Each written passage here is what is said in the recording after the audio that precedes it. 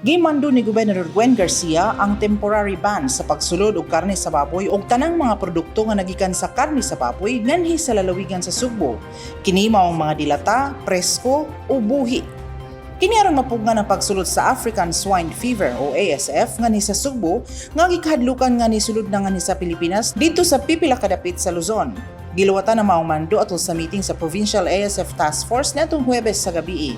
Ang maong ban epektibo sulod sa usa ka katus ka adlaw apan mamahimo kining libkason o extend depende unya sa resulta sa investigasyon sa Department of Agriculture sa kauluhan kung nakasulod na ba o wala ang ASF nganhi sa nasod. Ang desisyon ni Garcia susama sa desisyon ni Bohol Governor Art Yap kinsa una nang miluwat og susama nga kamanduan sulod usab sa usa ka katus ka adlaw. Sa iyang Executive Order No. 14 nga giluwatan sa gobernador, nagkanayon kini nga kung adunay mga saktong papeles nga nagikan sa National Meat Inspection Service o Veterinarian Inspection Certification ang mao mga karne sa baboy anha lang kini makasulod nganhi sa lalawigan sa Subo. Sakmito ng mao mga karne kung wala kini papeles. Busa giapil usab ni Garcia sa Provincial ASF Task Force ang Kapulisan, Bureau of Customs, Philippine Coast Guard, Mactan Cebu International Airport ug Cebu Ports Authority aron mutabang sa pagpatuman sa maong mando. They should carry the proper documentary requirements.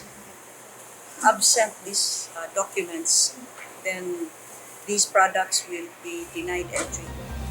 Mao kini ang ikaduhang pagtagbo sa Provincial ASF Task Force nga gimugna ni Garcia. Atol sa maong panagtigom, gipatawag usab sa gobernador ang mga supermarket o retailers nga nag-operate sa lalawigan sa Subo aron pahibaw-on sa maong kamanduan ug itugyan ang ilang mga nahibilin nga stock sa karne sa baboy ngadto sa task force. Ilabi na kadtong mga imported nga gikan sa mga nasod nga adunay ASF epidemic. Nisaad hinuon ang mga representante sa supermarket o grocery stores nga mutuman sa mando sa Provincial ASF Task Force ug mohatag og inventaryo sa mga nahibilin nila nga mga karne sa baboy ug diin kinigikan. Ang gobernador ni tanyag sa paggamit sa dako og moderno nga warehouse nga gipanagiya sa Kapitolyo nga anaa sa Dalan M. Velez sa compound sa Department of Agriculture. Bisan ang mga produkto sa baboy nga kaunon sa mga pasahero sa eroplano o sa barko, nilighapon kini makasulod sama sa chicharon, sausages o hotdogs nga nagikan sa gawa sa Cebu Island. Ang mga sakop sa Central Visayas Pork Producers Cooperative gipanguluhan sa ilang presidente nga si Roland Tambago, mapasalamaton kaayo kang Garcia sa dinalian nga aksyon nga gihimo niini aron mapugngan ang pagsuod sa ASF nganhi sa Sugbo. Mutabang ni sa pag-control sa presyo. Kaya kita man ang daghan ng production. We will ensure na walay movement sa presyo for the next 3 months. Ang ilang grupo misaad usab nga dili mo pasaka sa presyo sa baboy o mga produkto niini.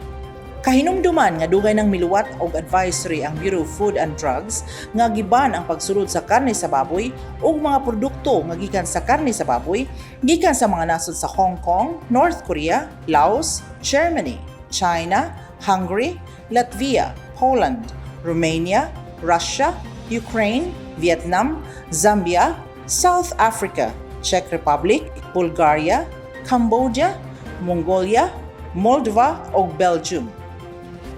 Alang sa balita sa Sugbo, kini si Kathy Navarro.